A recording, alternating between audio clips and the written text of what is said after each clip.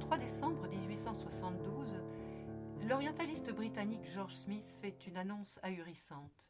Sur une tablette retrouvée à Ninive en Mésopotamie, il vient de déchiffrer une légende très similaire au récit biblique du déluge. Noé n'avait rien inventé. Depuis 1845, les fouilles du Tel Kuyunjik, près de Mossoul, sur l'Euphrate, font ressurgir les somptueux palais des rois assyriens.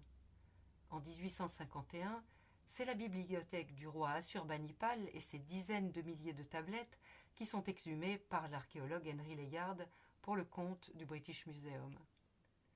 À Londres, George Smith, un imprimeur de billets de banque qui passe tous ses temps libres à étudier les cunéiformes au musée, est tout simplement fasciné. Un jour, son intérêt est piqué par une tablette faisant référence à la création du monde.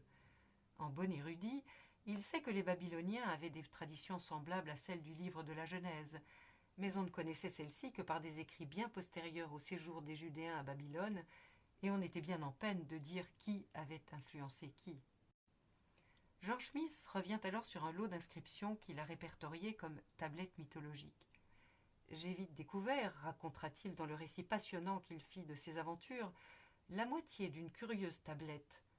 C'était une histoire de bateau posé sur les monts de Nizir, suivi par l'envoi d'une colombe, son échec à trouver un lieu où se poser et son retour. J'ai tout de suite compris que j'avais découvert un morceau du récit chaldéen de la Genèse.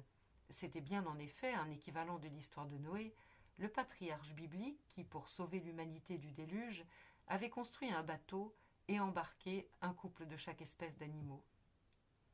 Dans ces trésors, George Smith découvre plusieurs tablettes de la même histoire qui comblent peu à peu les lacunes de la première. Un nom revient régulièrement, celui de Gilgamesh. George Smith comprend qu'il est le héros de ses aventures et que cette histoire court sur 12 tablettes au moins. Le 3 décembre 1872, devant la Society of Biblical Archaeology, il présente ses conclusions dans une conférence qui fait sensation. Il est aussitôt contacté par le propriétaire du Daily Telegraph qui l'envoie à ses frais reprendre les fouilles de Tel Kuyunjik à la recherche de nouveaux fragments. Le succès sera tel que le British Museum, à son tour, financera une mission dont l'archéologue aussi débutant que chanceux reviendra avec une nouvelle moisson épigraphique. George Smith arrivera ainsi à reconstituer un récit à peu près continu des origines du monde selon les Babyloniens, un récit qui s'avérerait plus complet que la version biblique. Il était désormais évident que le livre de la Genèse avait puisé son inspiration dans la littérature païenne de la Mésopotamie. D'autres savants, après George Smith, allaient pouvoir déceler toute l'originalité de la théologie que les auteurs bibliques avaient exprimée à travers ce récit.